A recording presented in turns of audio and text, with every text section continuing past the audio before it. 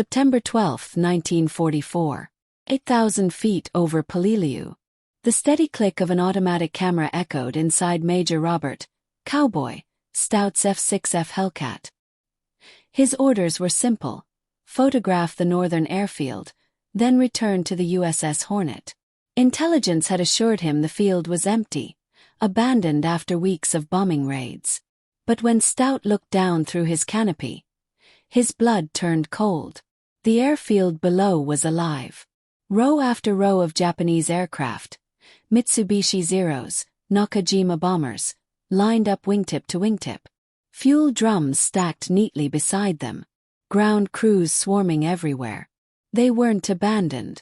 They were preparing for something big. Stout's quick count told him all he needed to know. At least 40 aircraft, fully armed, fully fueled. And he knew exactly what they were waiting for. In 3 days, 28,000 U.S. Marines would storm the beaches of Peleliu, one of the largest amphibious assaults in the Pacific. The invasion fleet was already en route.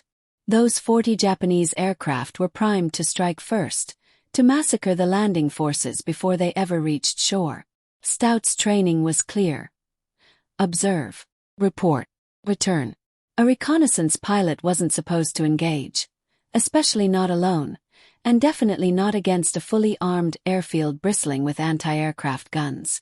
But he also knew how long military bureaucracy could take. By the time he landed, filed a report, and command assembled a strike force, those planes would be gone. Hidden, dispersed, or worse, airborne. The Marines didn't have that kind of time.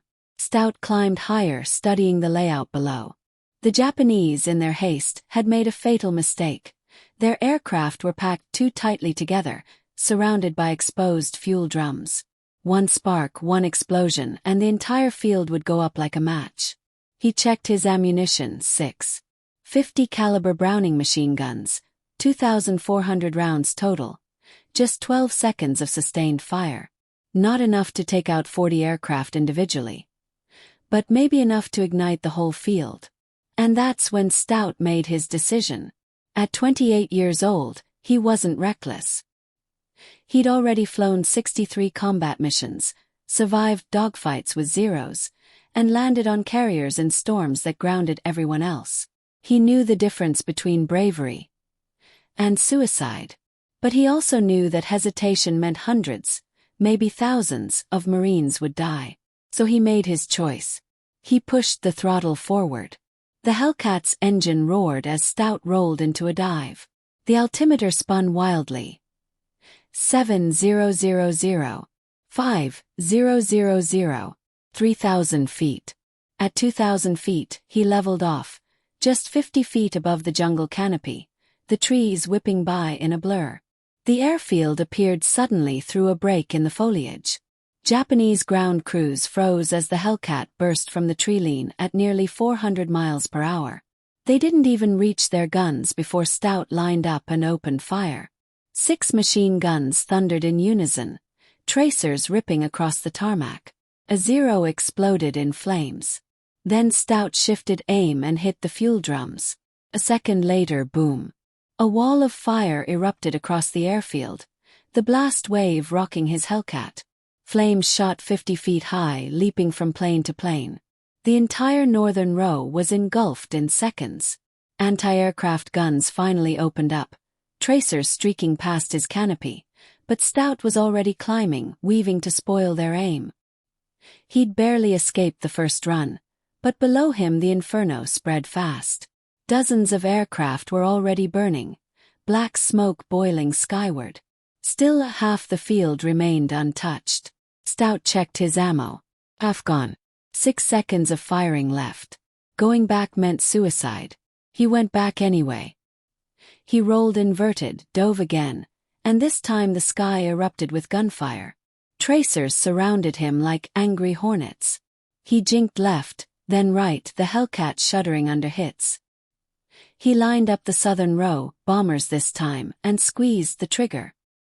His remaining rounds chewed through engines, wings, and fuel tanks.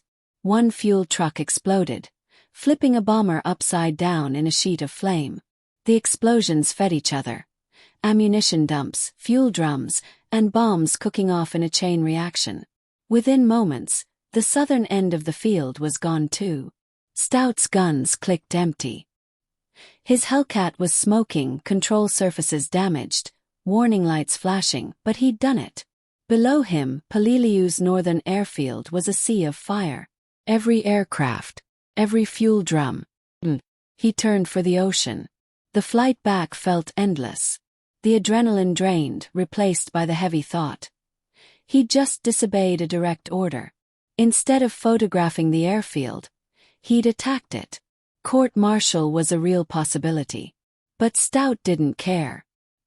He'd rather face angry admirals than dead Marines. When the Hornet came into view, he radioed for priority landing.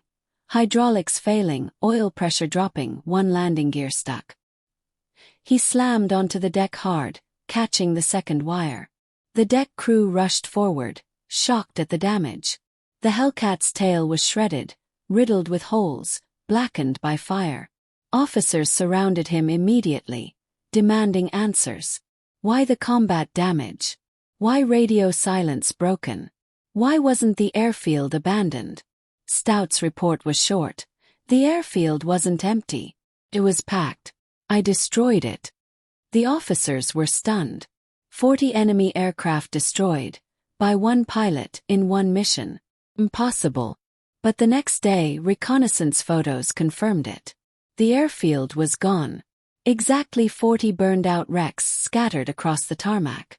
Stout's unauthorized attack had wiped out Japan's air power on Peleliu, saving the invasion fleet and possibly 1,000 lives. The Navy didn't court-martial him. They gave him the Navy Cross, the second highest award for combat valor, citing extraordinary heroism and aggressive fighting spirit. 3 days later, the Marines hit the beaches. The battle for Peleliu was brutal. 2 months of savage fighting across coral ridges and caves. Nearly 2,000 Americans were killed. But without Stout's attack, it would have been far worse. Those 40 aircraft would have torn the landing craft apart before they even reached shore. Historians later estimated his actions saved between 500 and 1,000 Marine lives on the first day alone. 8 minutes of combat, 1,000 lives spared. After the war, Stout went home to California. He rarely spoke about what he'd done. The Navy Cross sat quietly in a drawer. When friends asked, he'd shrug and say, "I saw planes that needed destroying, so I destroyed them." But not every pilot would have done the same. Most would have followed orders, radioed back, and let command handle it. Cowboy Stout understood something deeper, that sometimes the mission's intent matters more than the instructions. He hadn't been told to attack. He'd been told to protect the invasion. And that's exactly what he did. Today, military academies still teach his story, as an example of initiative under fire, of a man who broke the rules not for glory, but because following them would have meant disaster. 8 minutes. 40 enemy aircraft destroyed. 1,000 lives saved.